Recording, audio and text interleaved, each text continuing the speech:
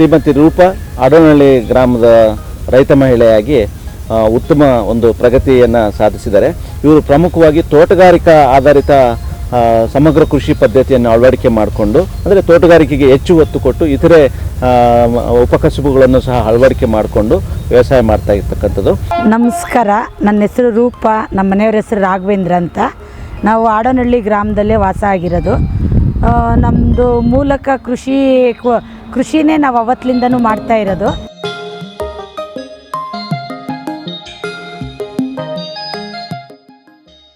ಮೊದ್ಲಕ್ಕೆ ನಾವು ಕೃಷಿ ಮಾಡಬೇಕಾದ್ರೆ ರಾಗಿ, ತೊಗರಿ, ಅಲಸಂದಿ, ಜೋಳ ಅಂಥವು ಮಾತ್ರ ಬೆಳ್ಕೊಂತಿದ್ರಿ. ಕೃಷಿ ವಿಜ್ಞಾನ ಕೇಂದ್ರ ಸಂಪರ್ಕ ಪಡೆದ ಮೇಲೆ ಸಮಗ್ರ ಕೃಷಿ ವ್ಯವಸಾಯ ಮಾಡೋಕ್ಕೆ ಸಹಾಯ ಆಯಿತು ಅವರಿಂದ. ನಮ್ಮದು ಒಟ್ಟಾರೆ ಜಮೀನು 7 ಎಕರೆ ಇದೆ.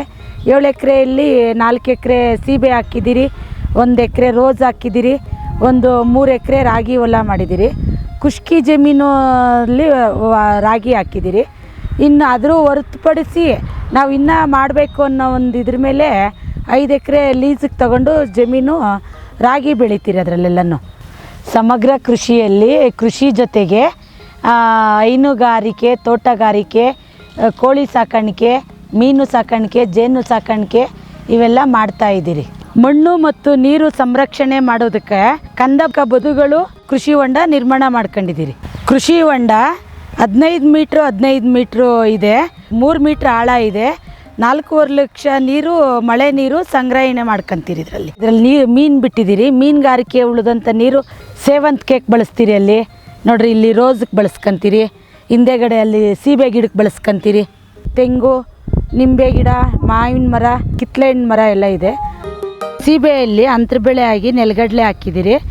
ಇದರಿಂದ ನಮ್ಗೆ ಮನೆಗೆ ಆಗಿ ಉಳಿದಿದ್ದನ್ನು ನಾವು ಮಾರಾಟ ಮಾಡಿದ್ರು ಲಾಭ ಬರ್ತದೆ. ಭೂಮಿ ಫಲವತ್ತತೆಯೂ ಹೆಚ್ಚುತ್ತದೆ ಇದರಿಂದ. ಇಲ್ಲಿ ಸೀಬೆ ಒಳಗೊಂದು ಸ್ವಲ್ಪ ಇನ್ನೂ ಜಾಗ ಇತ್ತು ನೋಡಿ, ಅಲ್ಲೆಲ್ಲ ಕಂದಕ ಬದುಗಳ ಹತ್ರನೆಲ್ಲ ಹಾಕಿದ್ದೀರಿ. 1 ಎಕರೆ ಜಾಗದಲ್ಲಿ 20ರಷ್ಟು ಕಂದಕ ಬದುಗಳು ಮಾಡ್ಕೊಂಡು ನೀರಿನ ಸಂಗ್ರಹಣೆ ಮಾಡ್ಕೊಳಕ್ಕೆ ಈ ಥರ ಮಾಡ್ಕೊಂಡಿದ್ದೀರಿ. ಆ ಜಾಗದಲ್ಲಿ ವೇಸ್ಟ್ ಆಗಬಾರ್ದು ಅಂತೇಳಿ ಸುತ್ತೂ ಈ ಥರ ಎಲ್ಲ ನೋಡಿರಿ, ತೊಗರಿ, ಸಾಸಿವೆ ಹಾಕಿದ್ದೀರಿ, ಬದನೆ ಗಿಡ ಹಾಕಿದ್ದೀರಿ. ಈ ತೊಗರಿಯಿಂದ ನಮ್ಮ ಮನೆಗಾಗಿ ಮಿಕ್ಕಿದ್ದು ತೊಗರಿ ಕಾಳು, ತೊಗರಿ ಬೇಳೆ ಮಾರ್ಕೊಬೋದು. ಇದರಿಂದನೂ ವರ್ಷಕ್ಕೊಂದು 5 ರಿಂದ 10 ಸಾವಿರ ರೂಪಾಯಿ ಆದಾಯ ಬರ್ತದೆ ನಮ್ಗೆ. ಇಲ್ಲಿ ಒಂದು ಸ್ವಲ್ಪ ಜಾಗ ಇತ್ತು, ನಮ್ಮ ಮನೆಗಾಗಷ್ಟು ತೊಗರಿ ಹಾಕ್ಕೊಂಡಿದ್ದೀರಿ. ಸುಳಿ ಈ ಥರ ಇದು ಮಾಡೋದ್ರಿಂದ ಪಕ್ಕದಲ್ಲಿರೋವೆಲ್ಲ ಜಾಸ್ತಿ ಹೊಡ್ಕೊಂಡು ಇಳುವರಿಗೆ ಚೆನ್ನಾಗಿ ಬರ್ತದೆ. ಚೆನ್ನಾಗಿ ಕಾಯಿ ಬಿಟ್ಬಿಡ್ತು ಅಂದರೆ 1 ಕ್ವಿಂಟಾಲ್ ಮೇಲೆ ಆಗ್ತದೆ. 7 ರಿಂದ 8 ಸಾವಿರ ರೂಪಾಯಿ ಆಗ್ತದೆ 1 ಕ್ವಿಂಟಾಲ್ ತೊಗರಿ ಮಾರಿದ್ರೆ. ನಮ್ಮ ಮನೆಗಾಗಿ ಉಳಿದೋ ಮಾರಿದ್ರೆ ಒಂದು 8 ಸಾವಿರ ರೂಪಾಯಿಗೆ ತೊಗರಿ ಮಾರ್ಬೋದು.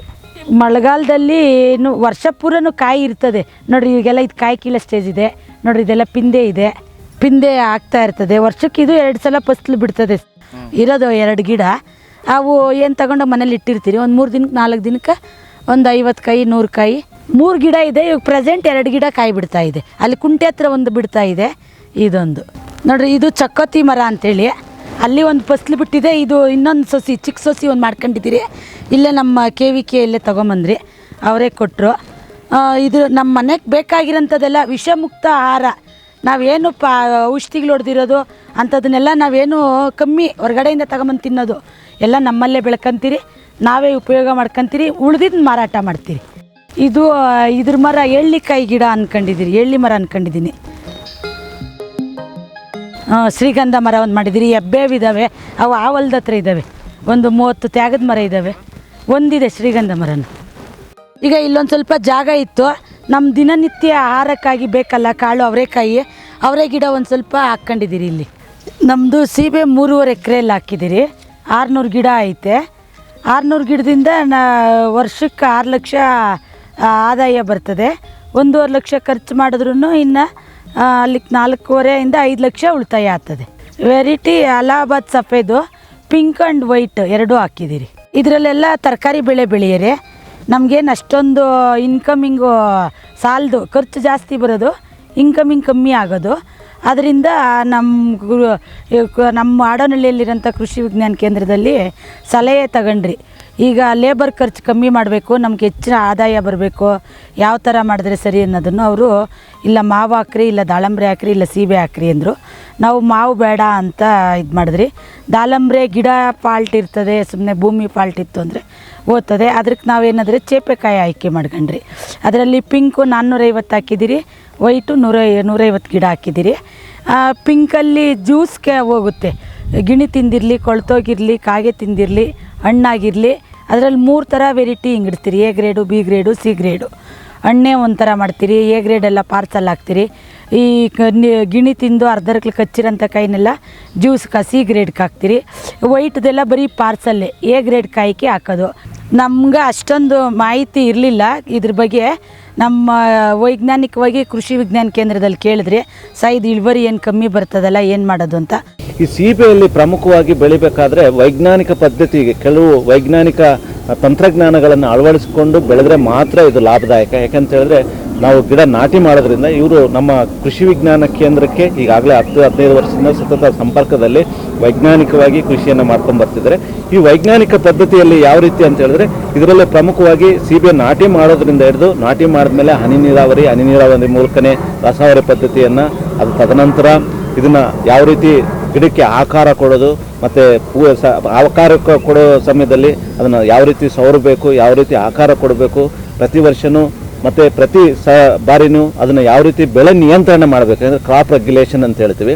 ಅದನ್ನು ಸವರಿಕೆ ಮಾಡಿಕೊಂಡು ಕೆಲವು ಬೇಡವಾದಂತಹ ರೆಂಬೆಗಳನ್ನು ಸಹ ಅವರು ತೆಗಿಬೇಕಾಗುತ್ತೆ. ಮತ್ತು ಸೂರ್ಯನ ಬೆಳಕು, ಗಾಳಿ ಚೆನ್ನಾಗಿ ಆಡೋ ರೀತಿಯೂ ಅದನ್ನು ಸವರಿಕೆ ಮಾಡಬೇಕಾಗುತ್ತೆ.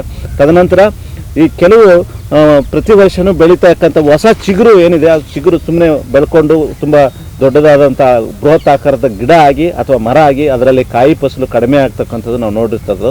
ಅದನ್ನು ನಿರ್ವಹಣೆ ಮಾಡೋದಕ್ಕೆ ಸವರಿಕೆ ಮಾಡಬೇಕಾಗುತ್ತೆ. ಈ ಸವರಿಕೆ ಸಮಯದಲ್ಲಿ ಒಂದು ಬೆಳೆ ನಿರ್ವಹಣೆಗೋಸ್ಕರ ಈ ಹೊಸ ಚಿಗುರು ಏನು ಮುಂದಕ್ಕೆ ಬೆಳ್ಕೊಂಡು ಹೋಗ್ತಾ ಇರ್ತದೆ ಅದನ್ನು ಸವರಬೇಕು. ನಾವು ಉಣಿ ಸುಮ್ಮನೆ ಆಗ್ಬಿಟ್ಟಿದ್ರಿ, ಇಳುವರಿ ಎಲ್ಲ ಕಮ್ಮಿ ಇತ್ತು. ಈ ಥರ ಸುಳಿ ಬ್ರೂನಿಂಗ್ ಮಾಡಬೇಕಮ್ಮ, ಮಾಡಿದ್ರೇ ಅದು ಸೊಪ್ಪು ಕಮ್ಮಿ ಆಗ್ತದೆ, ಕಾಯಿ ಜಾಸ್ತಿ ಬರ್ತದೆ ಅಂತ ಒಂದು ಮಾಹಿತಿ ಅವ್ರ ಹತ್ರದಿಂದ ನಾವು ಪಡ್ಕೊಂಡ್ರಿ. ಪ್ರೂನಿಂಗ್ ಮಾಡಿಲ್ಲ ಅಂದರೆ ನೋಡಿರಿ, ಈ ಗಿಡ ಎರಡೂ ಸಮ ಆಗ್ಬಿಟ್ಟದೆ. ನಮಗೂ ಓಡಾಡಬೇಕಾದ್ರೆ ಕಷ್ಟ, ಮೇಯ್ನ್ ಕಾಯಿ ಕೀಳ್ಬೇಕಾದ್ರೂ ಕಷ್ಟ, ಏನಂದ್ರೂ ಓಡಾಡೋಕ್ಕಾಗಲ್ಲ. ಗಿಡ ಒಡ್ಸಾದಷ್ಟು ಕಾಯಿ ಇಳುವರಿ ಕಮ್ಮಿ, ಕೀಟಗಳು ರೋಗಗಳೆಲ್ಲ ಜಾಸ್ತಿ ಬರ್ತದೆ. ನಾವು ಔಷಧಿ ಸಿಂಪಡಣೆ ಮಾಡೋಕ್ಕಾಗಲ್ಲ, ಮೇಯ್ನ್ ಕಾಯಿ ಕೀಳೋಕ್ಕಾಗಲ್ಲ. ಗಿಡ ಆರೋಗ್ಯ ಹೆಂಗದೆ ಅಂತ ನಾವು ಅದನ್ನು ವೀಕ್ಷಣೆ ಮಾಡೋಕ್ಕಾಗಲ್ಲ. ಅದರಿಂದ ಏನು ಮಾಡಬೇಕು, ಇದರಲ್ಲಿ ಒಣಗಿರೋಂಥದ್ದು ಇಂಥದನ್ನೆಲ್ಲನೂ ಈ ಥರ ಎಲ್ಲ ತೆಗೆದ್ರೆ ಚೆನ್ನಾಗಿ ಚಿಗುರು ಬರ್ತದೆ. ನಾವು ಹಾಕೋಂಥ ಗೊಬ್ಬರಗಳು ಅವೆಲ್ಲನೂ ಕಾಯ್ಕ ಚೆನ್ನಾಗಿ ತಾಕತ್ತು ಸಿಗ್ತದೆ, ಒಳ್ಳೆ ಇಳುವರಿ ಬರ್ತದೆ. ಈಗ ಇಲ್ಲಿ ನೋಡಿರಿ, ಇಲ್ಲೆಲ್ಲ ಓಡಾಡೋಕ್ಕಾಗಲ್ಲ ನೋಡಿ, ಈ ಥರ ಎಲ್ಲ ಕಟ್ ಮಾಡ್ಕೊತೀರಿ.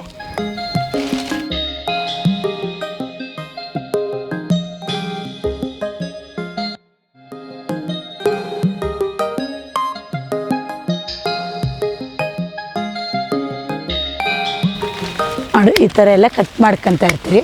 ನಮಗೂ ಕಾಯಿ ಕೀಳೋಕ್ಕೂ ಸುಲಭ ಇರ್ತದೆ. ನಾವು ಒಂದು ಸುಳಿ ಕಟ್ ಮಾಡಿದ್ರೆ ಅದು ಇನ್ನೊಂದು ಚಿಗುರು ಬಂದಿರ್ತದೆ, ಒಳ್ಳೆ ಇಳುವರಿ ಬರ್ತದೆ, ವರ್ಷ ಪೂರ ಕಾಯಿ ಇರ್ತದೆ. ಇದು ಈ ಥರ ಎಲ್ಲ ಜಾಸ್ತಿ ಸೊಪ್ಪಿದ್ರೆ ಇಳುವರಿ ಕಮ್ಮಿ. ನಾವು ಹಾಕಂಥ ಕೊಟ್ಟಿಗೆ ಗೊಬ್ಬರ ಅದೆಲ್ಲನೂ ಈ ಸೊಪ್ಪು ತಿಂದಾಗ್ತದೆ. ನಾವು ಆ ಥರ ಬ್ರೂನಿಂಗ್ ಮಾಡ್ಕೊಳ್ಳೋದ್ರಿಂದ ಇಳುವರಿ ಈ ಥರ ಸ್ಟೆಪ್ ಬೈ ಸ್ಟೆಪ್ಪು ಕಾಯಿ ಆಗ್ತಾ ಇರ್ತದೆ. ಇದು ಇಲ್ಲಿ ಈ ಥರ ಕಟ್ ಮಾಡಿರ್ತೀರಿ. ಈಗ ಇದು ಕಟ್ ಮಾಡಿದ್ಮೇಲೆ ನೋಡಿರಿ, ಇದು ಮೊನ್ನೆ ಯಾವಾಗ ಕಟ್ ಮಾಡಿದ್ದೀರಿ, ಇದು ಕಟ್ ಮಾಡಿದ್ಮೇಲೆ ಚಿಗುರಾಗಿ ಪೀಸ ಹೂವು ಆಗಿ ಕಾಯಿ ಆಗಿದೆ. ಇದು ಸುಮ್ಮನೆ ರೆಂಬೆ ಬೆಳ್ಕೊಂಡೋಗೈತೆ. ಇದು ಈ ಥರ ಕಟ್ ಮಾಡಿದ್ರೇ ಈ ಥರ ಕಾಯಿ ಆಗಿ ಹೂವು ಆಗಿ ಕಾಯಿ ಆಗೋದು. ನಾವು ಸುಳಿ ಎಲ್ಲ ಕಟ್ ಮಾಡ್ಕೊಂಡ್ರೆ ಆ ಸುಳಿಗೆ ಹೋಗೋಂಥ ತಾಕತ್ತೆಲ್ಲ ಕಾಯಿಗೆ ಸಿಗುತ್ತೆ. ಸುಮ್ಮನೆ ಇದು ಸೊಪ್ಪು ಜಾಸ್ತಿ ಬೆಳ್ಕೊಂಡು ಹೋಗ್ತದೆ ನೋಡಿ, ಈ ಥರ ಕಟ್ ಮಾಡಬೇಕು ಸುಳಿ. ಈಗ ಇದು ಇಲ್ಲಿ ಕಟ್ ಮಾಡಿದ್ನಿ, ಇದು ಮುಂಚೆ ಕಟ್ ಮಾಡಿದ್ರಿ, ಒಂದು 2 ತಿಂಗಳಿಂದೆ ಕಟ್ ಮಾಡಿದ್ರಿ. 2 ತಿಂಗಳಾದ ನಂತರ ನೋಡಿ, ಈ ಥರ ಎಲ್ಲ ಚಿಗುರು ಬರ್ತದೆ. ಈ ಚಿಗುರಿಂದ ಕಾಯಿ ಆಗ್ತದೆ. ಈ ಸೈಜು ಸೊಪ್ಪು ತಾಕತ್ತೆಲ್ಲ ಅದಕ್ಕೆ ಹೋಗ್ತದೆ, ಕಾಯಿ ಇಳುವರಿ ಚೆನ್ನಾಗಿ ಬರ್ತದೆ. ಇದರಲ್ಲಿ 3 ಥರ ಕಾಯಿ ಇದೆ. ಈಗ ನಾವು ಬ್ರೂನಿಂಗ್ ಮಾಡಿದ್ಮೇಲೆ ನೋಡಿರಿ, ಈ ಥರ ಕಾಯಿ ಬರ್ತದೆ. ಮಾಡದೇ ಇದ್ದರೆ ಈ ಥರ ಎಲ್ಲ ಸುಮ್ಮನೆ ಬೆಳ್ಕೊಂಡು ಹೋಗ್ತದೆ. ಇದು 6 ತಿಂಗಳಿಂದೆ ಮಾಡಿರೋದು. ಈ ಸ್ಟೇಜ್ ಕಾಯಿ ಇದೆ. ಇದೆಲ್ಲ ಇನ್ನೊಂದು 2 ತಿಂಗಳಕ್ಕೆಲ್ಲ ಕಾಯಿ ಬರ್ತದೆ. ಇದು ಆಮೇಲೆ ಮಾಡಿರೋದು, ಅದಾದಮೇಲೆ ಒಂದು 4 ತಿಂಗಳಾದಮೇಲೆ ನೋಡಿರಿ, ಇದೊಂದು ಸ್ಟೇಜ್ ಕಾಯಿ. ಇದು ಮೊನ್ನೆ ಒಂದು 1 ತಿಂಗಳಲ್ಲಿ ಮಾಡಿರ್ತೀರಿ ನೋಡಿರಿ. 3 ಥರ ಕಾಯಿ ವರ್ಷ ಪೂರ ಒಂದು ಗಿಡದಿಂದ ಎಲ್ಲ ಸೀಸನಲ್ಲೂ ಕಾಯಿ ಇದ್ದೇ ಇರ್ತದೆ. ಎಂದೂ ಗಿಡ ಖಾಲಿ ಐತೆ ಅನ್ನಂಗೆ ಇರಲ್ಲ ನೋಡಿರಿ. ಇಲ್ಲಿ ಇನ್ನು ಈಗ ಕೀಳಂಥ ಕಾಯಿ ಇದು, ಈಗೆಲ್ಲ ರನ್ನಿಂಗ್ ಬಂದದೆ ಇದೆಲ್ಲ ಕಾಯಿ ನೋಡಿರಿ. ಇದೆಲ್ಲ ಕೀಳಂಥ ಕಾಯಿ, ಇದೊಂದು ಸ್ಟೇಜು. ಪ್ರೂನಿಂಗ್ ಮಾಡೋದ್ರಿಂದ ವರ್ಷ ಪೂರ ಕಾಯಿ ಇರ್ತದೆ. ನಮಸ್ತೆ, ಬನ್ನಿ ಕೂತ್ಕೊಳ್ಳಿ. ಅಲ್ಲಲ್ಲೇ ಈ ಥರ ಆಗ್ತೈತೆ, ಏನು ಕಾರಣ, ಏನು ಸಮಸ್ಯೆ ಸರ್? ರಂಜಕದ ಕೊರತೆ ಇದ್ರೆ ಈ ತರ ಆಗುತ್ತೆ. ಈ ತರ ಕೆಂಪುಗ ನಾವು ಇದನ್ನ ಬ್ರಾಂಜಿಂಗ್ ಅಂತ ಹೇಳ್ತೀವಿ. ಈ ಬ್ರಾಂಜಿಂಗ್ ಆದಾಗ ನಾವು ಈ ರಂಜಕಯುಕ್ತ ಗೊಬ್ಬರಗಳನ್ನ ಕೊಡಬೇಕಾಗುತ್ತೆ. ಇಂಥ ಮಳೆ ಆದಂಥ ಸಂದರ್ಭದಲ್ಲಿ ನಾವು DAP ಜೊತೆಗೆ ಜಿಂಕ್ ಸಲ್ಫೇಟ್ ಕೊಡೋದ್ರಿಂದ ಬ್ರಾಂಜಿಂಗ್ನ ಕಡಿಮೆ ಮಾಡ್ತೀವಿ. ಸೊ ಕಡಿಮೆ ಮಾಡಿದಾಗ ನಮಗೇನಾಗುತ್ತೆ, ಪೋಷಕಾಂಶ ನಿರ್ವಹಣೆ ಸರಿಯಾಗಿ ಉತ್ತಮ ಗುಣಮಟ್ಟದ ಕಾಯಿಗಳು ಬರುತ್ತೆ. ಸೊ ಹಾಗೆಯೇ ಮಣ್ಣಿಗೂ ಕೂಡ ನಾವು ಒಟ್ಟಂಗಾಗುತ್ತೆ. ಸಮಗ್ರ ಪೋಷಕಾಂಶ ನಿರ್ವಹಣೆ ಮಾಡಿದ ರೀತಿ ನಾವು ಸುಲಭವಾಗಿ ನಿರ್ವಹಣೆ ಮಾಡ್ಬೋದು. ನೋಡಿರಿ, ಈ ಥರ ಇದೆಲ್ಲ ಹಾಕ್ರಿ, ಸೂಪರ್ ಫಾಸ್ಫೇಟು ಅವೆಲ್ಲನೂ ಚೆನ್ನಾಗಿ ಬೇರು ಬಿಡ್ತದೆ. ನೀವು ಕಳೆ ಔಷಧಿ ಅದೆಲ್ಲ ಯೂಸ್ ಮಾಡಬಾರ್ದು ಅಂಥದ್ದು. ಅದ್ರ ಬಗ್ಗೆ ಎಲ್ಲ ನಮ್ಗೆ ಇವರೇ ಮಾಹಿತಿ ಕೊಡೋದು. ಬ್ರೂಡಿಂಗ್ ಮಾಡಿದ್ದು ರೆಕ್ಕೆ ಅದಕ್ಕೆ ಅದೇ ಗುಂಡಿಕೆ ಹಾಕ್ತೀರಿ. ನಾವು ಹೊರಗಡೆಯಿಂದ ಏನು ಜಾಸ್ತಿ ತಿಪ್ಪೆ ಗೊಬ್ಬರಗಳೆಲ್ಲ ಏನು ಕೊಂಡಲ್ಲ, ನಮ್ಮದೇ ಇದನ್ನೇ ಎಲ್ಲ ನೋಡಿರಿ. ಈ ಥರ ಎಲ್ಲ ಗುಂಡಿಕೆ ಹಾಕ್ತೀರಿ, ಎಲ್ಲ ಬಾಡೋದನ್ನು ಹಾಕ್ಬಿಟ್ಟು ಇದ್ರ ಮೇಲೆ ತಿರುಗೆಲ್ಲ ಮಣ್ಣು ಮುಚ್ತೀರಿ. ಗಿಡದಲ್ಲಿಂದನೇ ಗೊಬ್ಬರ, ಅದಕ್ಕೆ ಹಸಿರೆಲೆ ಗೊಬ್ಬರ ಥರ ಆಗ್ತದೆ. ನಾವೇನು ಇದನ್ನೇನು ಹೊರಗಡೆ ಎಲ್ಲಿ ಬಿಸಾಡಲ್ಲ, ವೇಸ್ಟ್ ಮಾಡಲ್ಲ. ಇಲ್ಲ ಕಳೆ ಔಷಧಿಗಳು ನೋಡಿ ಎಲ್ಲ ನಮ್ಮ ತೋಟದಲ್ಲೇ ಒಣಗಿರೋಂಥ ತರಗನೆಲ್ಲನೂ ನಾವು ಯೂಸ್ ಮಾಡ್ಕೊಂತೀರಿ. ಏನು ಆಚೆ ಹಾಕೋದು, ಸುಟ್ಟಾಕೋದು ಅಂಥದ್ದೆಲ್ಲ ಮಾಡಲ್ಲ. ಇದರಿಂದ ಬೇಜಾನು ಹಸಿರೆಲೆ ಎಲೆ ಗೊಬ್ಬರನೇ ನಮ್ಮ ತೋಟದಲ್ಲಿರೋದೇ ನಮ್ಮ ತೋಟಕ್ಕೆ ಗೊಬ್ಬರ ಆಗ್ತದೆ. ನಾವು ಹೊರಗಡೆಯಿಂದ ಏನೂ ತೊಗೊಂಬರಲ್ಲ ನೋಡಿ. ಈ ಥರ ಎಲ್ಲ ಗುಡಿಸಿ ನಮ್ಮ ತೋಟಕ್ಕೆ, ನಮ್ಮ ಚೇಪೆ ಗಿಡಕ್ಕೆ ಹಾಕ್ಕೊಂತೀರಿ. ಅದರಲ್ಲಿರೋಂಥ ಬ್ರೂನಿಂಗ್ ಎಲೆದೇನೆ ಅರ್ಧ ಗೊಬ್ಬರ ಆಗ್ತದೆ. ಇದು ಸೂಪರ್ ಅಂತೇಳಿ ಒಂದು ಗಿಡಕ್ಕೆ ಒಂದು 400 ಗ್ರಾಮ್ ಪ್ರಮಾಣದಲ್ಲಿ ಸೂಪರ್ ಹಾಕಿ ಎಲ್ಲ ನಮ್ಮ ತೋಟದಲ್ಲಿರೋಂಥ ಕಡ್ಡಿ ಕಸ ಎಲ್ಲ ಗುಡಿಸಿ ಗುಣಿಗೆ ಹಾಕಿರ್ತೀರಿ. ಈ ಥರ ಎಲ್ಲ ಮಣ್ಣು ಮುಚ್ಚೋದ್ರಿಂದ ನಾವು ಹಾಕಿರೋಂಥ ಸೂಪರ್ ಎಲ್ಲ ಕಡ್ಡಿ ಕಸ ಎಲ್ಲ ಪುಡಿ ಮಾಡಿ ಒಳ್ಳೆಯ ಗೊಬ್ಬರ ಸಿಗ್ತದೆ ನಮ್ಮ ತೋಟದಲ್ಲೇ. ಹೊರ್ಗಡೆಯಿಂದ ತರೋಂಥದ್ದು ಇರಲ್ಲ. ನಾವೇ ನಮಗೆ ಬೇಕಾಗಿರೋಂಥದ್ದನ್ನೆಲ್ಲ ನಮ್ಮ ಚೇಪೆ ಗಿಡದಲ್ಲೇ ಮಾಡ್ಕೊಂತೀರಿ.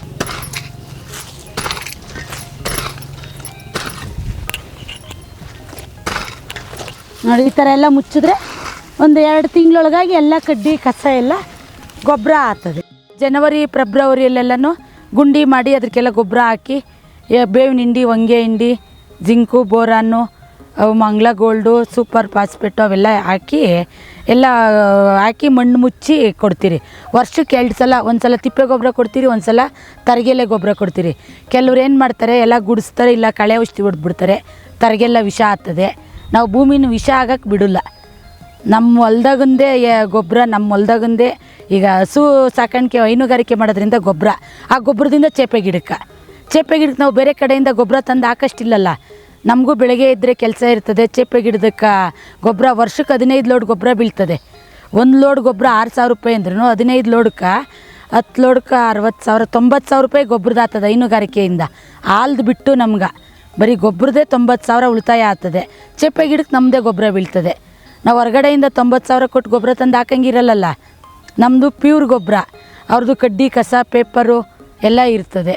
ಅದರಿಂದ ನಾವು ನಮ್ಮ ಭೂಮಿಗೆ ಬೇರೆಯಿಂದ ಆಚೆ ಕಡೆಯಿಂದ ಏನು ತರಲ್ಲ. ನಮ್ಮ ಮನೆಯಲ್ಲೇ ನಾವೇ ಹಾಕ್ಕೊಂಡು ಬೆಳ್ಕಂತ ಬೆಳೆಸಿಬೇ ಗಿಡ. ಮೋಹಕ ಬಲೆಗಳು, ಊಜಿ, ನೊಣ ಅಂಥದ್ದೆಲ್ಲ ಇರ್ತದೆ. ಕಟ್ಟಿದ್ರಿ ಏನೋ ಅದೇ ಯಾವಾಗೋ ಒಂದೊಂದು ಸತಿ ಈ ಥರ ಈಗ ಏನಾನ ಸೀಮೆ ಬಿದ್ದಾಗ, ಏನಾದರೂ ಕಾಯಿ ಗಜ್ಜಿ ಕಾಣಿಸ್ದಾಗ, ಕಳೆ ಇತ್ತು ಅಂದರೆ ಕಾಯಿ ಗಜ್ಜಿ ಬರ್ತದೆ. ನಾವು ಕಳೆ ಇರೋಕ್ಕೆ ಬಿಡಲ್ಲ. ಇನ್ನು ನಾವು ಕೆಮಿಕಲ್ಸ್ ಏನು ಯೂಸ್ ಮಾಡೋದು, 6 ತಿಂಗ್ಳಕ್ಕೋ ವರ್ಷಕ್ಕೊಂದು 3 ಕೋಟ ಔಷಧಿ ಮಾಡ್ತೀರಷ್ಟೇ. ಏನೋ ಕಾಯಿ ಒಂದು ಸ್ವಲ್ಪ ಏನಾನ ಶೈನಿಂಗ್ ಬರಬೇಕಾದ್ರೆ ಅಂಥವೇನಾನ ಇದ್ದಾಗ ಮಾತ್ರ ಕೇಳ್ತೀರಿ, ಯಾಕೆ ಕಾಯಿ ಒಂದು ಸ್ವಲ್ಪ ಶೈನಿಂಗ್ ಕಮ್ಮಿ ಆಗೈತೆ, ಏನು ಮಾಡಬೇಕು ಏನು ಅಂದಾಗ ಅವ್ರು ಈ ಥರದ್ದೇನಾದರೂ ಒಂದು ಹೇಳ್ತಾರೆ, ಈ ಥರದ್ದು ತಗೊಂಬಂದು ಸ್ಪ್ರೇ ಮಾಡಿರಿ ಅಂದಾಗ ಅವಾಗ ಸ್ಪ್ರೇ ಮಾಡ್ತೀರಿ. ಈ ಹಂತಕ್ಕೆ ಕಟಾವು ಮಾಡಬೇಕಿದು. 300ರಿಂದ 400 ಗ್ರಾಮ್ ಬರ್ತದೆ ಈ ಕಾಯಿ. ಇದು ಒಳ್ಳೆ ಕಾಯಿ ಕೀಳ ಒಂದು ಸ್ಟೇಜು. ಈ ಥರ ಕಾಯಿ, ಈ ಥರ ಕಲ್ಲರ್ ಇರೋಂಥ ಕಾಯಿಯೆಲ್ಲ A ಗ್ರೇಡು ಅಂತೇಳಿ ಪಾರ್ಸಲ್ ಕಾಯಿ ಅಂತೀರಿ. ಇದನ್ನು A ಗ್ರೇಡ್ ಕಾಯಿಗೆ ಹಾಕ್ತೀರಿ. ಈ ಥರ ಕಲ್ಲರು, ಈ ಥರ ಶೈನಿಂಗ್ ಎಲ್ಲ ಇದ್ದರೆ ಇದಕ್ಕೆ ಮಾರ್ಕೆಟಾಗಿ ಒಳ್ಳೆ ಬೆಲೆ. ನಾವು ನಾಟಿ ಮಾಡಿ 2 ವರ್ಷನೂ ಪಿಂದೆ ಕಿತ್ತಾಕಬೇಕು. ಇದು ಎಲ್ಲ ಸಣ್ಣ ಸಣ್ಣ ಪಿಂದೆ ಬರ್ತದೆ, ಅದು ಕಿತ್ತಾಕಬೇಕು. 2 ವರ್ಷ ಆದಮೇಲೆ ನಾವು ಫಸ್ಲಿಗೆ ಬಿಡಬೇಕು. ಫಸ್ಲಿಗೆ ಬಿಟ್ಟು ಒಂದು 4-5 ತಿಂಗಳು 6 ತಿಂಗಳಲ್ಲಿ ಫಸ್ಲು ಬರ್ತದೆ. ಆವಾಗೆಲ್ಲ ಕಮ್ಮಿ ಗಿಡ ಅಲ್ಲ, ಇನ್ನು ಚಿಕ್ಕ ಗಿಡ. ಒಂದು ಸ್ಟಾರ್ಟಿಂಗ್ 1.5 ಲಕ್ಷ ಬರ್ತದೆ 1 ವರ್ಷಕ್ಕೆ. 2ನೇ ವರ್ಷಕ್ಕೊಂದು 2.5-3 ಲಕ್ಷ ಬರ್ತದೆ. 3 ವರ್ಷಕ್ಕೊಂದು 4 ಲಕ್ಷ ಬರ್ತದೆ. ಈಗ 5ನೇ ವರ್ಷ ರನ್ನಿಂಗು, ಈಗ ಒಂದು 6.5 ಲಕ್ಷಕ್ಕೆ ಕೊಟ್ಟಿದ್ದೀರಿ. ಆ ಥರ ಹಂತವಾಗಿ ವರ್ಷದಿಂದ ವರ್ಷಕ್ಕೆ ಜಾಸ್ತಿ ಆಗ್ತದೆ. ಈಗ ಮುಂದಿನ ವರ್ಷ ಮಾರ್ತೀರಿ ಅಂದರೆ ಇನ್ನೊಂದು 50,000 ಲಕ್ಷ ಜಾಸ್ತಿ ಆಗ್ತದೆ. ವರ್ಷದಲ್ಲಿ 2 ತಿಂಗಳು ಮಾತ್ರ ಖಾಲಿ ಇರ್ತದೆ ಪಿಂಕ್ದು. ನಾವು ಬ್ರೂಡಿಂಗ್ ಮಾಡ್ಕೊಬೇಕು ಅಂತ ಹೇಳಿದ್ರಲ್ಲ, ಅದು ಸುಳಿ ಕಟಾವು ಮಾಡೋದ್ರಿಂದ ವರ್ಷ ಪೂರ ಕಾಯಿ ಇರ್ತದೆ. ವೈಟ್ದಾದರೆ ವರ್ಷಕ್ಕೆ 2 ಬೆಳೆ ಬರೋದು. ಅದು ವರ್ಷದಲ್ಲಿ 10 ತಿಂಗಳು ಕಾಯಿ ಇರ್ತದೆ, 2 ತಿಂಗಳು ಮಾತ್ರ ಖಾಲಿ ಇರ್ತದೆ ಪಿಂಕ್ದು. ವೈಟ್ದು ಮಾತ್ರ 6 ತಿಂಗ್ಳಿಗೆ 1 ಬೆಳೆ ಬರ್ತದೆ. ಈಗ ಕಾಯಿ ಸ್ಟಾರ್ಟಾಗಿ ಒಂದು 4 ತಿಂಗಳಾದಮೇಲೆ ಕಾಯಿ ಆಗೋದ್ಮೇಲೆ ಖಾಲಿ, ಬರೀ ಎಲ್ಲ ತಿರ್ಗಾ ಹೂವು ಪೀಸ್ ಆಗ್ತದೆ. ಅದು ಹಂಗಲ್ಲ, ಚಿಗುರು ಬ್ರೂಡಿಂಗ್ ಮಾಡಿರ್ತೀರಲ್ಲ, ಅದು ಹೂವು ಚಿಗುರ್ತದೆ, ಹೂವು ಪಿಂದೆ ಆಗ್ತದೆ, ಹೂವು ಆಗ್ತದೆ, ಅದರಿಂದ ಕಾಯಿ ಆಗ್ತಾ ಇರ್ತದೆ. ವರ್ಷಕ್ಕೆ 5.5 6 ಲಕ್ಷ ಮಾಡ್ಕೊತೀರಿ ಸೀಬೆ ಒಂದರಲ್ಲೇ. ಈಗ ಟೋಟಲಾಗಿ 6.5 ಲಕ್ಷಕ್ಕೆ ಕೊಟ್ಟಿದ್ದೀರಿ. 1 ಲಕ್ಷನೇ ಖರ್ಚು ಬರೋದು. ಯಾಕಂದರೆ ತಿಪ್ಪೆ ಗೊಬ್ಬರ ಎಲ್ಲ ನಮ್ಮ ಮನೆಗಂದೇ ಬೆಳ್ಕೊಂತೀರಿ, ಹಸುಗಳಿದ್ದಾವೆ, ಆಚೆ ಕಡೆಯಿಂದ ಏನು ತರಲ್ಲ. ಅರ್ಧ ಎಕರೆ ಭೂಮಿಯಲ್ಲಿ 800 ಗಿಡ ಮೆರಾಬಲ್ ಅನ್ನೋ ರೋಸ್ ತಳಿ ನಾಟಿ ಮಾಡಿದ್ದೀರಿ. ಇದು ನಾವು ರೋಸ್ಗೆಲ್ಲನೂ ಹನಿ ನೀರಾವರಿ ಮುಖಾಂತರ ನೀರು, ರಸಗೊಬ್ಬರಗಳು ಎಲ್ಲ ರಸಾವರಿ ನೀರಾವರಿ ಪದ್ಧತಿ ಒಳಗೆ ಡ್ರಿಪ್ಪಲ್ಲೇ ಬಿಡ್ತೀರಿ. ಜಾಸ್ತಿ ನೀರು ಉಳಿತಾಯ ಆಗ್ತದೆ. 1 ಎಕರೆ ಬೆಳೆ ಇಕ್ಕೋದು 4 ಎಕರೆಗೆ ಬೆಳೆ ಇಕ್ಬೋದು. ನಾವು ಕಾಲುವೆ ಮುಖಾಂತರ ಹಾಯಿಸೋದಾದರೆ 1 ಎಕರೆಗೆ ಬೆಳೆ ಇಡೋಕ್ಕಾಗೋದು. ಈಗ ನಮ್ದು ಒಂದೇ ಬೋರ್ವೆಲ್ಲು 4 ಎಕರೆ ಜಮೀನು ಬೆಳೆ ಇಟ್ಟಿದ್ದೀರಿ ನಾವು. ಈಗ ಏನು ನಮ್ಮ ಗುಲಾಬಿ ತೋಟದಲ್ಲಿ ಈ ಥರ ನೋಡಿ ಎಲೆ ಎಲ್ಲ ಹಿಂಗೆ ಆಗ್ತದೆ. ಏನು ಕಾರಣ, ಏನು ಸಮಸ್ಯೆ ಇದು? ಇದು ನೀವು ರಸ ಇರೋ ಕೀಟಗಳು ಅಂತ ನೀವು ಕೇಳಿರ್ಬೋದು. ಈ ಎಲೆ ಅಡಿನಲ್ಲಿದ್ದು ಅವು ಸಣ್ಣದಾಗಿರ್ತವೆ, ನಮ್ಮ ತಲೆಗೆ ಏನು ಹೆಂಗಿರ್ತವ ಸೊ ಅದೇ ರೀತಿ ಎಲೆ ಕೆಳಗಡೆ ಅವು ರಸ ಇರೋ ಕೀಟಗಳು ಜೀವನ ಮಾಡ್ತಿರ್ತವೆ. ಆ ರಸ ಇರೋ ಕೀಟಗಳು ರಸನ ಹೀರ್ಬಿಟ್ಟು ಸೊ ಎಲೆ ಹಳದಿ ಕಲರ್ ತಿರುಗಿಬಿಡುತ್ತೆ. ಇದು ಜಾಸ್ತಿ ಬೇಸಿಗೆ ಕಾಲದಲ್ಲಿ ಜಾಸ್ತಿ ಕಂಡು ಬರುತ್ತೆ. ಗ್ರೇಸಿಯಾ ಅಂತಕ್ಕಂಥದ್ದು ನುಸಿ ನಾಶಕ ಔಷಧಿ. ಅದು 0.8 ml 1 ಲೀಟರ್ ನೀರಿಗೆ ಹಾಕಿ 0.8 ml 1 ಲೀಟರ್ ನೀರಿಗೆ ಬೆರೆಸಿ ನೀವು ಸಿಂಪಡಣೆ ಮಾಡಬೇಕು. ಸಿಂಪಡಣೆ ಮಾಡಬೇಕಾದ್ರೂ ಕೂಡ ನೀವು ಎಲೆ ಕೆಳಗಡೆ ದ್ರಾವಣ ತಗಲಂಗೆ ಸಿಂಪಡಣೆ ಮಾಡಬೇಕು. 1 ಸಿಂಪಡಣೆ ತಗೊಂಡ್ರೆ ಆಯಿತು. ಒಂದು 20 ದಿನ ಬಿಟ್ಟು ನೋಡಿ, ಬೇರೆ ಯಾವುದಾದ್ರೂ ಗಿಡಕ್ಕೆ ಮತ್ತೆ ಕಾಣಿಸ್ಕೊಂಡ್ರೆ ಇನ್ನೊಂದು ಯಾವುದಾದ್ರೂ ಈಥಿಯನ್ ಅಂತ ಹೇಳಿದ್ನಲ್ಲ ಅದನ್ನ ನೋಡಿಬೋದು. ಯೂಶಲಿ ಮಳೆಗಾಲದಲ್ಲಿ ಇಂಥದ ಪ್ರಾಬ್ಲಮ್ಮು ಕಂಡು ಬರೋದಿಲ್ಲ. ಗುಲಾಬಿ ತೋಟದಲ್ಲಿ ನೀಲಿ ಅಂಟು ಚೀಟಿಗಳಿಂದ ಟ್ರಿಪ್ಸ್ನ ಹತೋಟಿ ಮಾಡ್ಬೋದು. ಅದೇ ರೀತಿಯಿಂದ ಹಳದಿ ಅಂಟು ಚೀಟಿಯಿಂದ ಮೈಟ್ಸು ಹತೋಟಿ ಮಾಡ್ಬೋದು. ಅವು ಕಂಟ್ರೋಲ್ ಬರೆದಿದ್ರಕ್ಕೆ ಈ ಥರ ಕ್ರಿಮಿನಾಶಕ ಸ್ಪ್ರೇ ಮಾಡ್ತೀರಿ.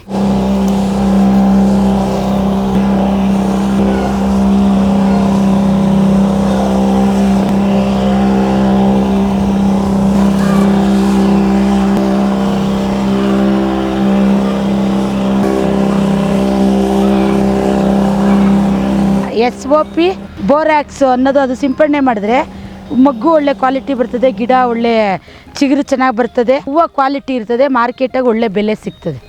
ದಿನ ಬಿಟ್ಟು ದಿವಸ ಕಿತ್ತರೆ 40 ರಿಂದ 45 kg ಹೂವು ಸಿಗ್ತೈತೆ. ರೈತರಿಗೆ ದಿನ ಆದಾಯ ಇರ್ತದೆ. ಇದರಲ್ಲಿ ಮನೆಯವರೇ ಆದರೂ ಮಾಡ್ಕೊಬೋದು, ಲೇಬರ್ ಖರ್ಚಿರಲ್ಲ, ಒಳ್ಳೆ ಆದಾಯ ಬರ್ತದೆ. ನೋಡ್ರಿ ಈ ಥರ ಹೂವು ಕೀಳ್ತೀರಿ.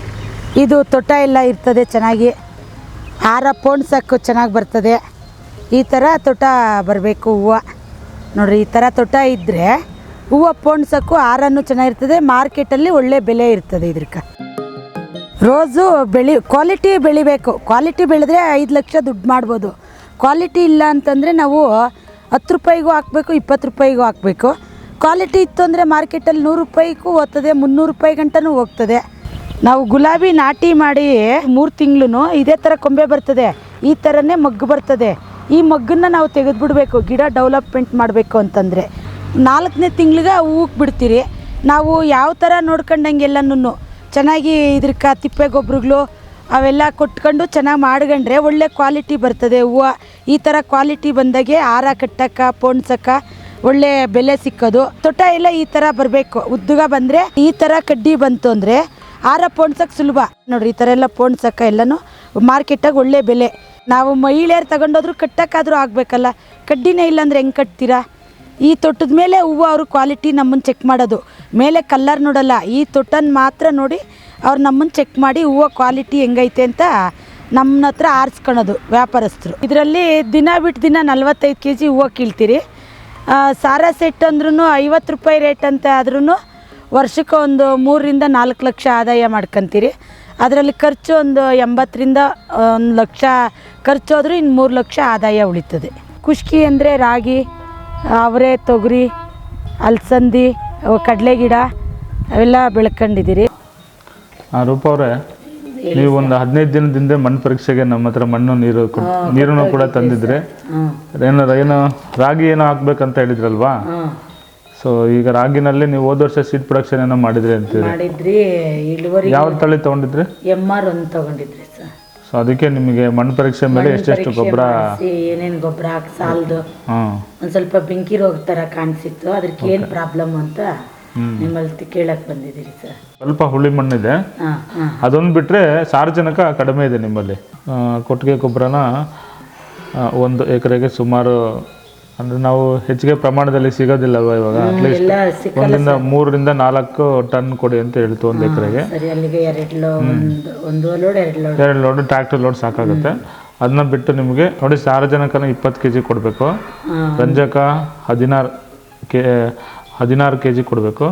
ಸೊ ಅದೇ ರೀತಿ ಪೊಟ್ಯಾಶ್ನ 15 kg 1 ಎಕರೆ ಕೊಡಬೇಕು. ಇದನ್ನ ಬಿಟ್ಟು ಇನ್ನೇನು ಕೊಡ್ಬೋದು ಸರ್? ಬೋರಾಕ್ಸ್ ಕೊಡಬೇಕು, ಮತ್ತು ಸತು ಅಂತ, ಸತು ಅಂದರೆ ಜಿಂಕ್ ಕೊಡಬೇಕು. ಬೋರಾಕ್ಸ್ ಅಂದರೆ 4 kg, ಹೌದು 1 ಎಕರೆಗೆ. ಸತು 5 kg. ಸಾರಜನಕ ಇಂಗಾಲ ಕಡಿಮೆ ಇದೆ. ಸ್ವಲ್ಪ ಹಸಿರೆಲೆ ಗೊಬ್ಬರನ ಬೆಳೀರಿ ಮುಂದಿನ ವರ್ಷ. ಈ ಬೆಳೆಗಿನೇನು ಆಗೋದಿಲ್ಲ. ಇಲ್ಲ ಅಂದರೆ ಹಸಿರೆಲೆ ಗೊಬ್ಬರಕ್ಕೆ ಏನೇನು ಹಾಕ್ಕೊಬೋದು ಸರ್? ಹಸಿರೆಲೆ ದಯಂಚ ಇದೆ ಅಮ್ಮ, ಆಮೇಲೆ ಸನ್ಹೆಂಪ್ ಅಂತ ಹೇಳ್ತೀವಿ ನಾವು, ಅಪ್ಸೆಣಬ್ ಅಂತ ಹೇಳ್ತೀವಲ್ವಾ. ಸೊ ಈ ಗೊಬ್ಬರ ಕೊಡಬೇಕಂದ್ರೆ ನೀವು DAP ಬಳಸ್ಬೋದು, ಯೂರಿಯಾ ಬಳಸ್ಬೋದು. ಸೊ ಅದೇ ರೀತಿ ಕಾಂಪ್ಲೆಕ್ಸ್ 10, 26, 26 ಬಳಸ್ಬೋದು. 15, 15, 15, 17, 17, 17 ಅವನ್ನ ಬಳಸ್ಬೋದು. ಬಟ್ ಆವಾಗ ಸ್ವಲ್ಪ ಸಾರಜನಕ ರಂಜಕ ಪ್ರಮಾಣದಲ್ಲಿ ವ್ಯತ್ಯಾಸ ಆಗುತ್ತೆ. ಇದನ್ನ ಬಿತ್ತನೆ ಮಾಡಬೇಕಾದ್ರೆ ಕೊಡಬೇಕು ರಂಜಕ, ಪೊಟ್ಯಾಶ್, ಬೋರಾಕ್ಸ್ ಮತ್ತು ಸತ್ತುನ. ಬಿತ್ತನೆ ಆಗಿ ಒಂದು 35 ದಿನ ಅಂದರೆ 1 ತಿಂಗಳಾದ್ಮೇಲೆ ಉಳಿದಿರೋದು ಒಂದು ಎಕರೆಗೆ ಒಂದು 20 ರಿಂದ 25 kg ಯೂರಿಯಾನ ನೀವು ಮೇಲ್ಗೊಬ್ಬರವಾಗಿ ಕೊಟ್ರೆ ಒಳ್ಳೆ ಇಳುವರಿ ಬರುತ್ತೆ ರಾಗಿನಲ್ಲಿ. ನಮಸ್ಕಾರ. ಬನ್ನಿ, ಮಾವಲ್ಲಿ ಬಾದಾಮಿ, ಮಲ್ಲಿಕ, ತೋತಾಪುರಿ, ಅಡಿಕೆ ಗಿಡ ಇದೆ. ಇದು ಅಡಿಕೆ ಗಿಡ ನೋಡಿ, ತರೀಕೆರೆ ಸೆಲೆಕ್ಷನ್ ಅಂತ ಅಡಿಕೆ ಹೊಸಗಿ. ಈಗ ಕ್ರಿಕೆಟ್ ಬಾಲ್ ಅಂತ ಸಪೋಟ ಒಂದಿದಮ್ಮ, ಆ ಕಡೆ ಸಪೋಟ ಇದೆ, ಈ ಕಡೆ ಮಾವಿನ ಸಸಿ ಇದೆ. ಹಲ್ಸು GKVK ರೆಡ್ ಅಂತ, GKVK ರೆಡ್ ಅಂತ ಒಂದು ಹಲ್ಸಿದೆ. ಅದು ತುಂಬಾ ಚೆನ್ನಾಗಿ ಕಾಯಿ ಕೆಂಪು ತೊಳೆ, ಮಾವು ಮತ್ತೆ ನೇರಳೆ ತರ ಕಸಿ ಮಾಡ್ತೀವಲ್ಲ ಆ ತರ ಮಾಡಿದ್ರೆ ಸಕ್ಸಸ್ ಕಮ್ಮಿ. ಆದ್ರೆ ಇದು ಕಣ್ ಕಸಿ ಮಾಡೋದ್ರಿಂದ 100% 80% ನಿಮ್ಗೆ ಸಕ್ಸಸ್ ರೇಟ್ ಸಿಗುತ್ತೆ. ಆಮೇಲೆ ಸಪೋಟ ನಿಮ್ಗೆ ಸೀತಾಫಲ್ ಅಂತ NMK ಗೋಲ್ಡ್ ಅಂತ ಅದು. ಇನ್ನೊಂದು ಅಂಜೂರ, ಅದು ಇದು ಪೂನಾ ರೆಡ್ ಅಂತ. ನಾವು ಸೀತಾಫಲ ಮರ, ಸಪೋಟ, ಹಲಸಿನ ಮರ ಒಂದು 5 ಬೇಕಾಗಿತ್ತು.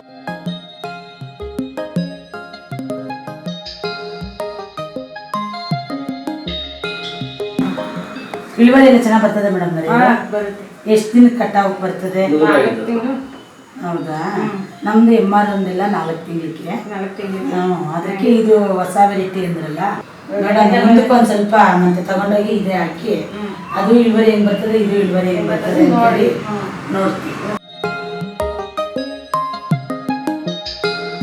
ಇದು MR ಒಂದು ರಾಗಿ ತಳಿ ಅಂತ ಹೇಳ್ಬಿಟ್ಟು ನಾವು GKVK ಸೀಡ್ಸ್ ಪ್ರೊಡಕ್ಷನಿಂದ ತೊಗೊಂಬಂದಿರೋದು.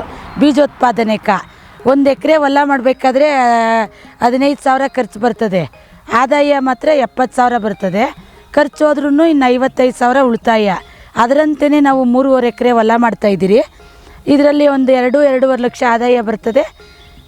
ಒಳ್ಳೆ ತಳಿ ಇದು MR ಒಂದು ರಾಗಿ. ಈ MR ಒಂದು ರಾಗಿಯಿಂದ ಹುಲ್ಲು ಇಳುವರಿ ಚೆನ್ನಾಗಿ ಬರ್ತದೆ. ರೋಗ ಕೀಟ ಬಾಧೆಗಳಿರಲ್ಲ, ಒಳ್ಳೆ ಇಳುವರಿ ಬರ್ತದೆ, ಖರ್ಚು ಕಡಿಮೆ, ಅಧಿಕ ಲಾಭ. ಇದರಲ್ಲಿರೋ ಹುಲ್ಲಂತೆಲ್ಲ ಸೇವ್ ಆಗ್ತದೆ ನಮಗೇನೆ. ನಾವು ಇಟ್ಟಿರೋ ಖರ್ಚಂತೆಲ್ಲ ಹುಲ್ಲಿನಲ್ಲಿ ಬರ್ತದೆ. ಈ ಹುಲ್ಲಿಂದ ನಾವು ಹೈನುಗಾರಿಕೆ ಮಾಡ್ತೀರಿ. ಹೈನುಗಾರಿಕೆಯಿಂದ ತೋಟಕ್ಕೆ ಗೊಬ್ಬರ ಬಳಸ್ಕೊಂತೀರಿ. 400 ಹೊರೆ ಹುಲ್ಲು ಇದೆ 6 ಎಕರೆ ಹೊಲದಲ್ಲಿಂದು. 480 ಹೊರೆ ನಾವು ಆಗ ಮಿಷಿನ್ನು ಕೊಯ್ಲು ಮಾಡೋದಕ್ಕೆ ಹಣಕ್ಕೋಸ್ಕರ 330 ರೂಪಾಯಿಗೆ 80 ಹೊರೆ ಹುಲ್ಲು ಮಾರಿದ್ರಿ. ಇನ್ನು 400 ಹೊರೆ ತಗೊಂಬಂದು ಇಲ್ಲಿ ಹಾಕ್ಕೊಂಡ್ರಿ. ನೆನೆಸ್ತೂರ ನೀಟಾಗಿ ಮಡ್ಕೊಳಕ್ಕೆ ಈ ಥರ ಟಾರ್ಪಲ್ ಉಚ್ಕೊಂತೀವಿ ಮಳೆಗಾಲದಲ್ಲಿ. ಈ ಹೈನುಗಾರಿಕೆಗೆಲ್ಲ ನಾವೇ ಸ್ವಂತ ಹೊರಗಡೆಯಿಂದ ತರಲ್ಲ, ನಮ್ಮ ಮನೆ ಹುಲ್ಲೇ ಬಳಸ್ಕೊಂತೀರಿ. ಇದರಿಂದ ಬರೋಂಥ ಗೊಬ್ಬರನ ನಾವು ತೋಟಕ್ಕೆ ಯೂಸ್ ಮಾಡ್ಕೊತೀರಿ. ಈಗ ನಮ್ಮಲ್ಲಿ ಹಾಲು ಕೊಡೋಂಥ ಹಸು 3 ಇದ್ದಾವೆ, ಪಡ್ಡಿಗಳಂಥವು 3 ಇದ್ದಾವೆ. ನಾವು ಹಸುಗೋಸ್ಕರ ಹಸಿ ಮೇವಕ್ಕೋಸ್ಕರ ನೇಪಿಯರು ಹುಲ್ಲು ಬೆಳ್ಕೊಂಡಿದ್ದೀರಿ. ವರ್ಷ ಪೂರ ಹಸಿ ಮೇವು ನಮ್ಮ ತೋಟದಲ್ಲಿ ಹೈನುಗಾರಿಕೆಗೋಸ್ಕರ ಬಳಸ್ಕೊಂತೀರಿ. ನಾವು 15 ದಿವ್ಸಕ್ಕಾಗಂಥ ಮೇವು 3 ಹಂತವಾಗಿ ಕಟಾವು ಮಾಡ್ಕೊತೀರಿ.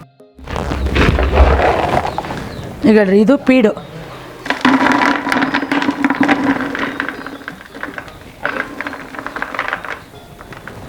ಇದು ಬೂಸ ತಗೊಂಬಂದು ನಾವೆಲ್ಲ ಡ್ರಮ್ಮುಗಳಲ್ಲಿ ಸ್ಟಾಕ್ ಮಾಡ್ಕೊಂತೀರಿ. ಯಜ್ಞ ಏನು ಬೀಳಲ್ಲ, ಕೋಳಿ ಕುತ್ಕಲ್ಲ, ವೇಸ್ಟ್ ಆಗಲ್ಲ. ತಗೊಂಬಂದು ಎಲ್ಲ ಡ್ರಮ್ಮಲ್ಲಿ ಸ್ಟೋರೇಜ್ ಮಾಡ್ಕೊತೀರಿ.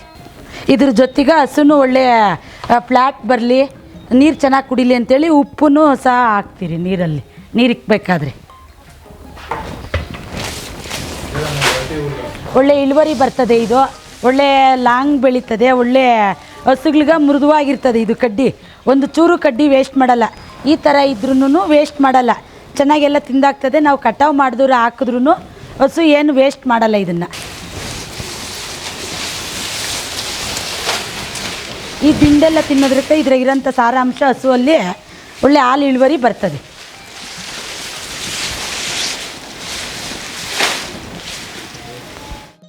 ಒಂದು kg ಹಿಂಡಿ ಬೂಸ, 1 kg ಪೀಡು ಹಾಕೋದ್ರಿಂದ ಇದು 30 ರೂಪಾಯಿ 1 kg ಬೀಳುತ್ತೆ. ಅದು ಬೂಸ 30 ರೂಪಾಯಿ ಬೀಳ್ತದೆ, 60 ರೂಪಾಯಿ. ಒಂದು ಹಸುಗೆ 1 ಟೈಮ್ಗೆ 2 kg ತಿಂಡಿ ಕೊಡ್ತೀರಿ. ಕೊಟ್ಟು ಹಸಿ ಮೇವು ನಮ್ಮದೇ ನೇಪಿಯರ್ ಹುಲ್ಲಿದೆ, ಒಣ ಹುಲ್ಲಿದೆ, ಅದು ಹಾಕೋದ್ರಿಂದ ಹಾಲು ಒಂದು ಹಸು ಸಾರಾ ಸೆಟ್ಟು 10 ಲೀಟ್ರ್ ಹಾಲು ಕೊಡುತ್ತೆ. 10 ಲೀಟ್ರ್ ಹಾಲು, 1 ಲೀಟ್ರ್ ಹಾಲು ಬೆಲೆ 32 ರೂಪಾಯಿ. ಗೌರ್ಮೆಂಟಿಂದ ಬರೋಂಥ ಸಹಾಯಧನ 5 ರೂಪಾಯಿ. ಒಟ್ಟು 37 ರೂಪಾಯಿ 1 ಲೀಟ್ರ್ ಹಾಲಿಗೆ ಸಿಗ್ತದೆ.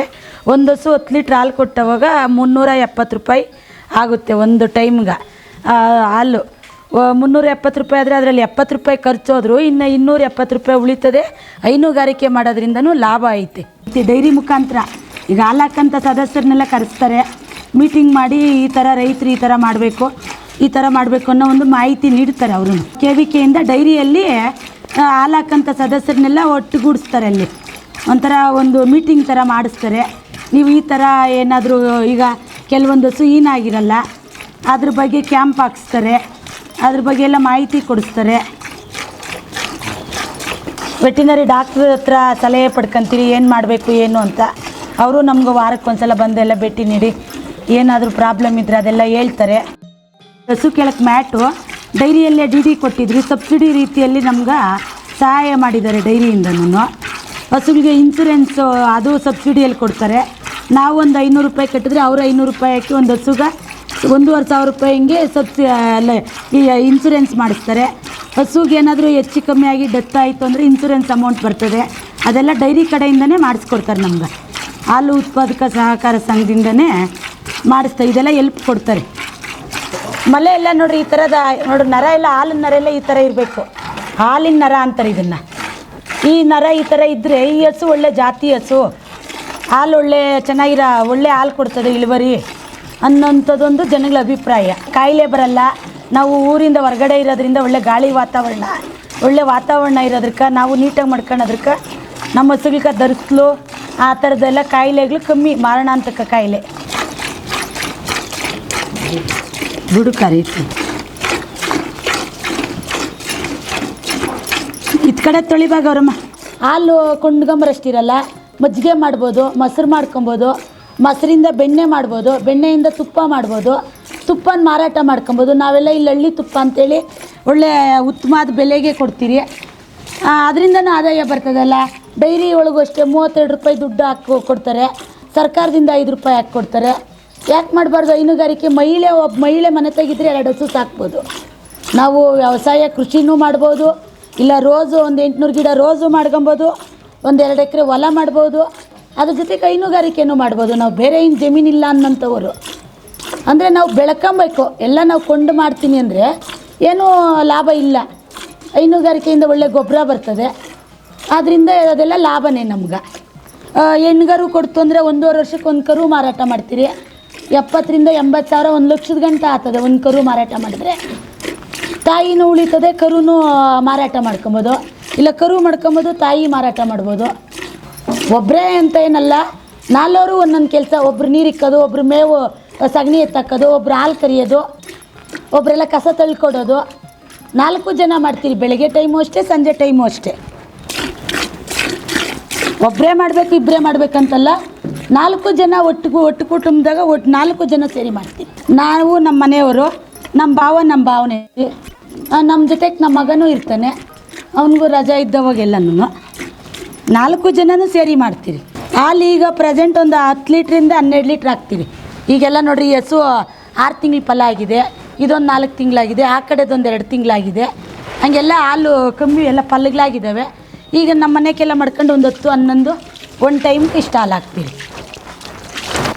ನಮ್ಮ ಮನೆಗೆ ಡೈಲಿ 1 ಲೀಟ್ರ್ 1.5 ಲೀಟ್ರ್ ಹಾಲು ಮಾಡ್ಕೊತೀರಿ.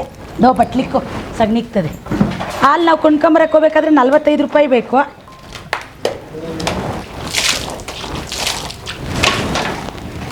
ನಾವು ಮಾಡೋದ್ರ ಮೇಲೆ ಹೈನುಗಾರಿಕೆ ಡಿಪೆಂಡು. ರಾಸು ನಾವು ಯಾವ ಥರ ಆರೋಗ್ಯವಾಗಿ ನೋಡ್ಕೊಂಡ್ರೆ ಅದು ಆರೋಗ್ಯವಂತ ಹಾಲು ಕೊಡ್ತದೆ. ಮಿಷಿನ್ ಏನು ತಗೊಂಡಿಲ್ಲ ನಾವು, ಇನ್ನೂ ನಾವೇ ಕರಿತಾ ಇದ್ದೀರಿ. ನೋಡಿ, ಇದು ಡೈರಿಯಲ್ಲಿ ಕೊಟ್ಟಿರೋದೆ ನಮ್ಮ ಕ್ಯಾನು. ಒಳ್ಳೆ ಹಾಲು ಹಾಕ್ತೀರಿ ಅಂತ ಹೇಳ್ಬಿಟ್ಟು.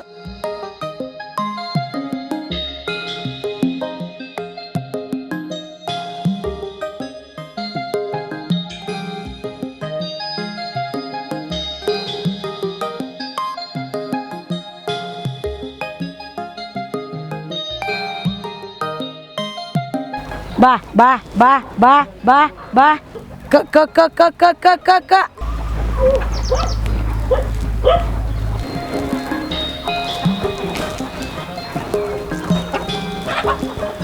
ಬಾ ಬಾ ಬಾ ಬಾ ಬಾ. ನಾಟಿ ಕೋಳಿ ಸಾಕೋದ್ರಿಂದ ಖರ್ಚು ಕಮ್ಮಿ, ಆದಾಯ ಜಾಸ್ತಿ ಇದರಲ್ಲಿ. ಯಾಕಂದರೆ ನಾವು ಮನೆ ಮೇವೇನು ಕಮ್ಮಿ ಬಳಸೋದು ಇದರಲ್ಲಿ. ಬೈಲಲ್ಲೆಲ್ಲ ಮೇದ್ಕೊಂಬರ್ತದೆ. ಇದೊಂದು ಟರ್ಕಿ ಕೋಳಿನೂ ಇದೆ, ಜಾವ್ಗೆ ಕೋಳಿ ಇದು. ಬಾ ಬಾ ಬಾ ಬಾ ಬಾ ಬಾ ಬಾ ಬಾ ಬಾ ಬಾ ಕ ಕ ಕ ಕ ಕ ಕ ಕ ಕ ಕ ಕ. ನ್ಯಾಚುರಲಾಗಿ ಪ್ಯೂರ್ ನಾಟಿ ಕೋಳಿ ಇದು. ಕೋಳಿ ಕಾವಕ್ಕೆಲ್ಲ ಕೊಟ್ಟು ನಾವೇ ಮರಿ ಮಾಡಿಸ್ಕೊಂಡು ನಾವೇ ಮನೆಯಲ್ಲೇ ಉತ್ಪಾದನೆ ಮಾಡ್ಕೊಂತೀರಿ ಕೋಳಿನೆಲ್ಲನೂ, ಮರಿ ಎಲ್ಲನೂ. ಹೊರಗಡೆಯಿಂದ ನಾವೆಲ್ಲಿ ಮರಿ ತರಲ್ಲ. ನೋಡಿರಿ, ಅಲ್ಲಿ ಮರಿ ಇದ್ದಾವೆ, ಮರಿ ಕೋಳಿ.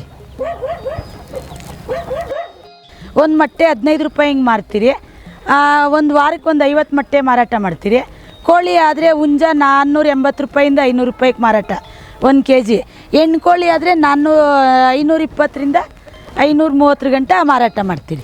ಇದಕ್ಕೇನು ಖರ್ಚು ಕಮ್ಮಿ, ಆದಾಯ ಜಾಸ್ತಿ. ವರ್ಷಕ್ಕೇನಿಲ್ಲ ಅಂದರೂ ಇದರಲ್ಲಿ ಒಂದು 25 ರಿಂದ 30 ಸಾವಿರ ಲಾಭ ಮಾಡ್ಕೊಂತೀರಿ.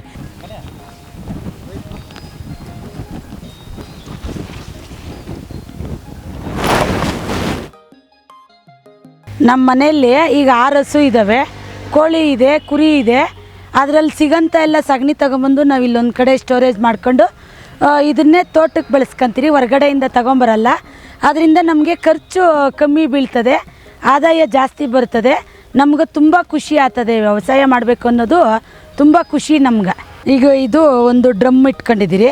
ಇದರಲ್ಲಿ 20 kg ಸಗಣಿ ಹಾಕಿದ್ದೀರಿ, 20 ಲೀಟ್ರ್ ಗಂಜಲ, 2 kg ಬೆಲ್ಲ, 2 kg ಕಡಲೆ ಹಿಟ್ಟು ಹಾಕಿದ್ದೀರಿ. ನಮ್ಮ ಭೂಮಿಯಲ್ಲೇ ಇರೋಂಥದ್ದು ಒಂದು ಸ್ವಲ್ಪ ಮಣ್ಣು, 1 ರಿಂದ 2 kg ಮಣ್ಣು ಹಾಕಿ 10 ದಿವಸನೂ ಈ ಥರ ಎಲ್ಲ ಕಲಿಸ್ಕೊಡ್ತೀರಿ. ದಿನ ಡೈಲಿ 10 ದಿವಸ ಆದಮೇಲೆ ಇದನ್ನೆಲ್ಲ ಸೋದಿಸ್ತೀರಿ. ಸೋದಿಸ್ಬಿಟ್ಟು ಒಂದು ಡ್ರಮ್ಗೆ ಬೇರೆ ಸೋದಿಸ್ಕೊಂಡು ಡ್ರಿಪ್ ಮುಖಾಂತರ, ಹನಿ ನೀರಾವರಿ ಮುಖಾಂತರ ಪ್ರತಿಯೊಂದು ಬೆಳೆಗೂ ಯೂಸ್ ಮಾಡ್ಕೊಬೋದು. ಇದನ್ನು ಒಳ್ಳೆ ಇಳುವರಿ ಬರ್ತದೆ. ನಾವು ಹೊರಗಡೆಯಿಂದ ತರೋಂಥದ್ದು ಕಮ್ಮಿ ಬೀಳ್ತದೆ. ಇದರಿಂದನೂ ನಮ್ಗೆ ಅಧಿಕ ಐತೆ. ನಾವು ಇಷ್ಟೆಲ್ಲ ತೋಟಗಾರಿಕೆ ಬೆಳೆಯಲ್ಲಿ, ಕೃಷಿ ಬೆಳೆಯಲ್ಲಿ ಜೇನುಪೆಟ್ಟಿಗೆನೂ ಒಂದು ಆಯ್ಕೆ ಮಾಡ್ಕೊಂಡಿದ್ದೀರಿ. ಈ ಜೇನುಪೆಟ್ಟಿಗೆಯಿಂದ ನಮ್ಗೆ ಅನೇಕ ಉಪಯೋಗ ಐತೆ.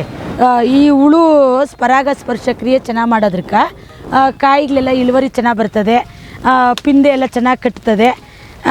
ಇದರಲ್ಲಿ ಬರೋಂಥ ತುಪ್ಪ ನಮ್ಮ ಮನೆಗೆ ನಾವು ಯೂಸ್ ಮಾಡ್ಕೊತಾ ಇದ್ದೀರಿ. ಗುಲಾಬಿಯಲ್ಲಿ ನೋಡಿರಿ ಇಲ್ಲೆಲ್ಲ ಕಳೆ ತೆಗಿಬೇಕು, ಲೇಬರ್ ಸಮಸ್ಯೆ ಜಾಸ್ತಿ ಇರೋದ್ರಿಂದ ನೋಡಿರಿ ಇದನ್ನು ಕಳೆ ತೆಗಿಯೋಕ್ಕೆ ಯೂಸ್ ಮಾಡ್ಕೊಂತೀರಿ.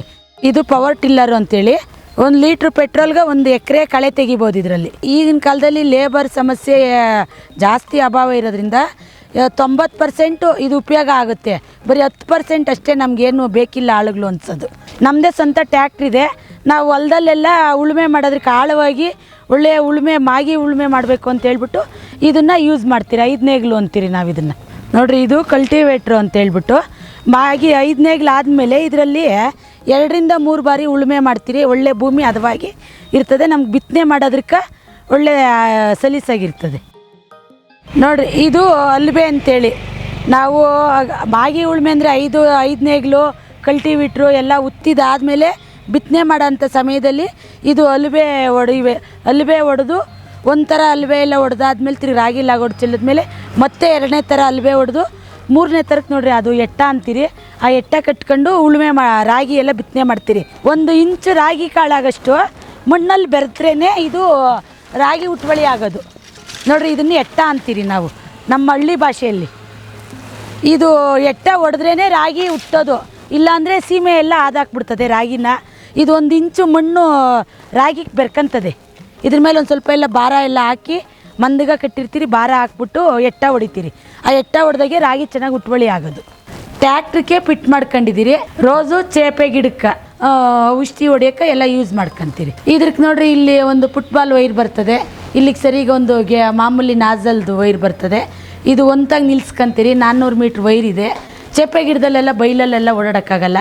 ಒಂತಾಗಿ ನೀರು ಸ್ಟೋರೇಜ್ ಮಾಡ್ಕೊಂಡು ವೈರ್ ಎಳ್ಕೊಂಡೋಗಿ ಗಿಡ ಸ್ಪ್ರೇ ಮಾಡ್ಕೊಂಬರ್ತೀರಿ. ಸಮಗ್ರ ಕೃಷಿ ಪದ್ಧತಿಯಲ್ಲಿ ನಾವು ಸಾಧನೆ ಮಾಡಿರೋದಕ್ಕೆ GKVKಯಲ್ಲಿ 2013ರಲ್ಲಿ ತಾಲೂಕು ಮಟ್ಟದ್ದು ಮತ್ತು 2015ರಲ್ಲಿ ಜಿಲ್ಲಾ ಮಟ್ಟದ್ದು ಪ್ರಶಸ್ತಿ ನೀಡಿ GKVKಯಲ್ಲಿ ಸನ್ಮಾನ ಮಾಡಿ ಪ್ರಗತಿಪರ ರೈತ ಮಹಿಳೆ ಅಂತೇಳಿ ಗುರುತಿಸಿದ್ದಾರೆ ನಮ್ಮನ್ನು.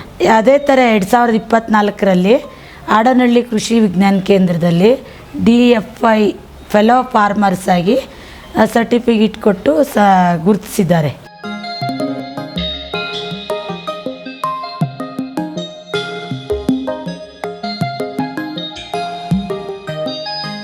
ಸಮಗ್ರ ಕೃಷಿ ಅಳವಡಿಸ್ಕೊಂಡಿರೋದ್ರಕ್ಕೆ ನಮ್ಮ ಮನೆಯವರೇ ಎಲ್ಲ ಕೆಲಸ ಮಾಡೋದ್ರಿಂದ ನಮ್ಗೆ ಕೃಷಿಯಲ್ಲಿ 15 ಲಕ್ಷ ಆದಾಯ ಬರ್ತದೆ, 3 ಲಕ್ಷ ಖರ್ಚು ಹೋಗ್ತದೆ, ಇನ್ನು 12 ಲಕ್ಷ ನಿವ್ವಳ ಲಾಭ ಆಗೈತೆ. ನಾವು ವ್ಯವಸಾಯ ಮಾಡ್ಕೊಂಡು ಬಂದಿರೋಂಥ ಲಾಭದ ಹಣದಲ್ಲಿ ಮನೆ ಒಂದು ಕಟ್ಕೊಂಡಿದ್ದೀರಿ, ಒಂದು ಟ್ಯಾಕ್ಟ್ರು ತಗೊಂಡಿದ್ದೀರಿ, ಕಾರು ಒಂದು ತಗೊಂಡಿದ್ದೀರಿ, ಎರ್ಟಿಕಾ ಕಾರು.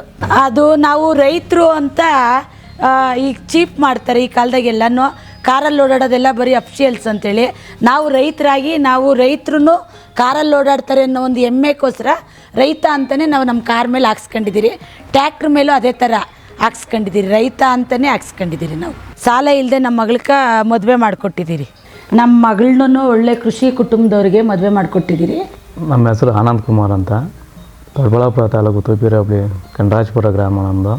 ನಾವು ITI ಮಾಡ್ಕೊಂಡು ಜಾಬ್ಗೆ ಹೋಗ್ತಿದ್ರೆ, ಆದರೆ ನಾವು ಜಾಬಲ್ಲಿ ಸರಿಯಾಗಿ ಸೆಟ್ ಆಗಲಿಲ್ಲ. ಮತ್ತು ಕೃಷಿಗೆ ಬಂದು ನಾವು ಆರಾಮಲ್ಲಿದ್ದೀರಿ. ಜಾಬಲ್ಲಿ ಹೋದರೆ ಸ್ವಲ್ಪ ಕಮ್ಮಿ, 1 ಲಕ್ಷ 2 ಲಕ್ಷ ಬರ್ತಿತ್ತು ಅಷ್ಟೇ, ಆದರೆ ಖರ್ಚು ಜಾಸ್ತಿ ಇರ್ತಿತ್ತು. ಆದರೆ ವ್ಯವಸಾಯದಿಂದ ಆರಾಮಾಗಿದ್ದೀರಿ. ನಮ್ಮ ಮಗನಿಗೂ ಕೃಷಿ ಕುಟುಂಬದಿಂದನೇ ಮಾಡ್ಕೊಂಬರ್ಬೇಕು ಅಂತೇಳಿ ನಾವು ಆಸೆ ಪಡ್ತಾ ಇದ್ದೀರಿ. ಮುಂದಿನ ದಿನಗಳಲ್ಲಿ ರೈತರಿಗೆ ಹೆಣ್ಣು ಕೊಡಬೇಕಾಗಿ ಕೇಳ್ಕೊತೀನಿ. ಆಡನಹಳ್ಳಿ ಕೃಷಿ ವಿಜ್ಞಾನ ಕೇಂದ್ರದ ಮಾಹಿತಿ ಪ್ರಕಾರ ನಾವು ಸಮಗ್ರ ಕೃಷಿ ಅಳವಡಿಸ್ಕೊಂಡು ವ್ಯವಸಾಯ ಮಾಡೋದ್ರಿಂದ ತುಂಬ ಖುಷಿಯಾಗಿದ್ದೀರಿ.